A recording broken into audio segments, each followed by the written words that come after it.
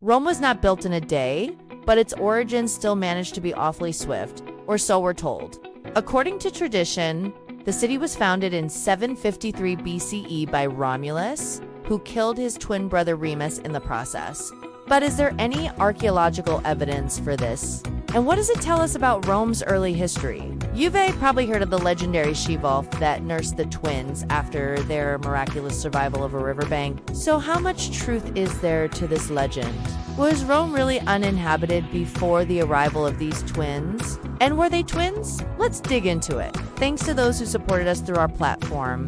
First, let's look at some traces of human presence before the traditional date of the founding of Rome, which would point to an origin story that looks more like one of the Greek myths that Romans would later adapt than the historical account given by Plato. In 1940, the Via Fori Imperiale excavation uncovered a well right outside the Porta Matronia city gate. This was a large structure with a circular floor plan dating to the mid-8th century BCE, right around the time of the supposed founding.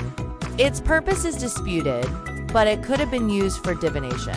The area surrounding the well contained many other objects from daily life, including weights and measures. A bit later, in 1950, archaeologists found two small huts in what would become the piazza.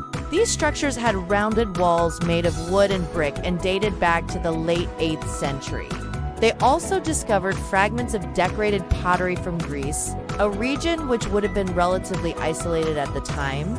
These finds suggest that there may have been an even earlier settlement than the ones we know about, a few miles from the city center. The 1930s saw excavations at the site of the so-called Villa del Bel. Here they discovered the remains of a village dating back to the 9th century BCE. However, perhaps the most exciting discovery came from a nearby necropolis or burial ground.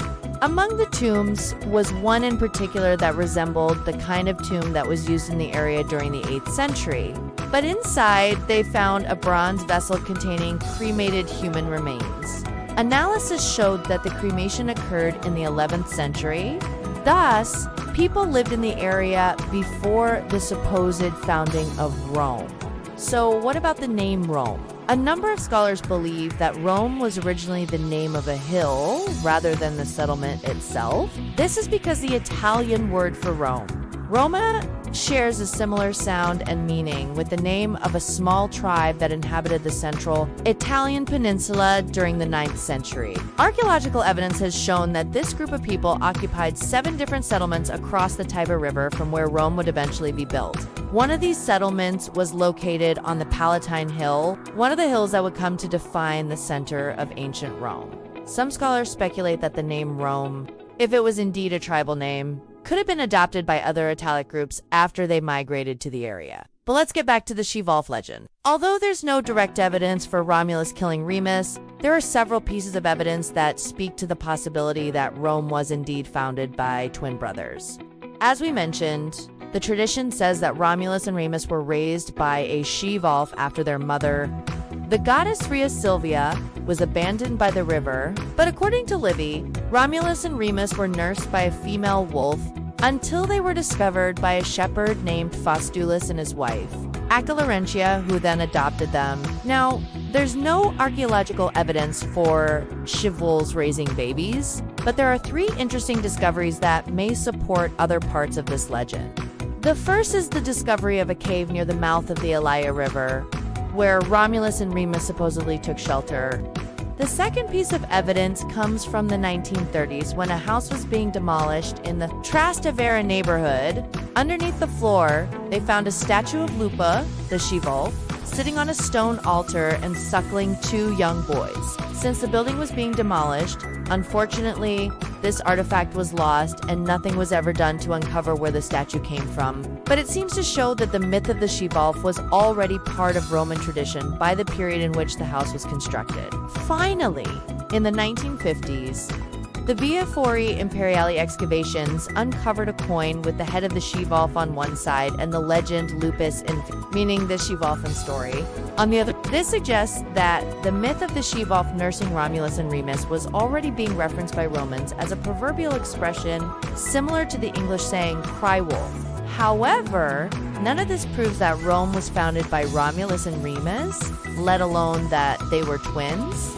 So, how do we reconcile the archaeological record with tradition? We'll tell you right after. Rome was not built in a day, but its origins still managed to be awfully swift, or so we're told. According to tradition, the city was founded in 753 BCE by Romulus, who killed his twin brother Remus in the process. But is there any archaeological evidence for this? And what does it tell us about Rome's early history? You've probably heard of the legendary cheval that nursed the twins after their miraculous survival of the riverbank. So, how much truth is there to this legend?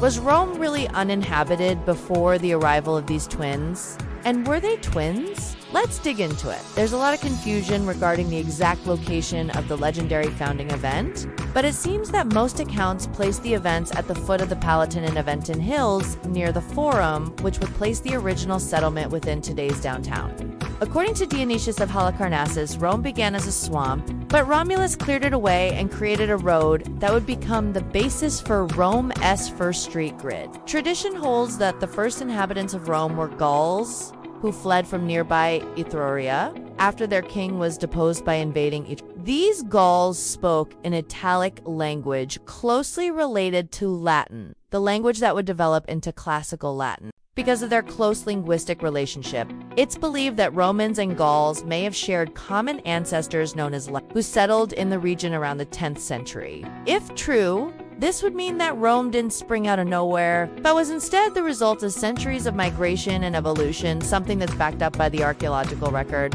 Unfortunately, since so little physical remains from this period exist, all we can really say is that the earliest archaeological evidence for Rome dates back to the 10th century.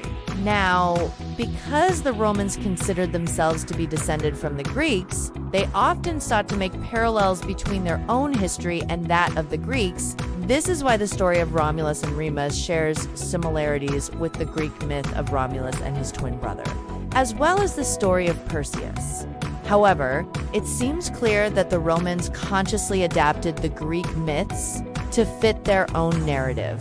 It is likely that they did this because they wanted to be seen as civilized and cultured like the Greeks, as opposed to barbaric like the Etruscans, their closest geographically neighbors. In fact, Romans viewed themselves as being culturally superior to the Etruscans for most of Roman history.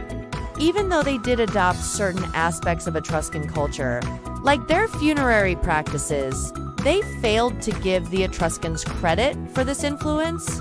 Instead, they claimed that these practices were taught to them by their mythical founder, Romulus, who learned them while he was in exile among the Similarly, although Romans admired Greek art, literature, and philosophy, they too failed to acknowledge any potential influence from the Greeks. Perhaps this was because Greek cultural influence spread to Rome through the Etruscans, whom the Romans looked down upon. Although the Romans would go on to conquer the Mediterranean world, including Greece, they never fully appreciated Greek civilization, seeing it instead as a relic of the past. That being said, it seems unlikely that Romans would have founded their city without at least some knowledge of urban planning. After all, they did build roads everywhere, including to Greece. While we may never know exactly who founded Rome, whether it was Romulus and Remus or another leader whose name has been lost to time, we do know that Rome was founded by a culture that was intimately familiar with the cultures that surrounded it. What's your favorite Roman myth? Let us know in the comments. And thanks to those who supported us. And a big thank you to our supporters. We couldn't have made this video without you. And you can help us keep making great content. Join our community on our platform.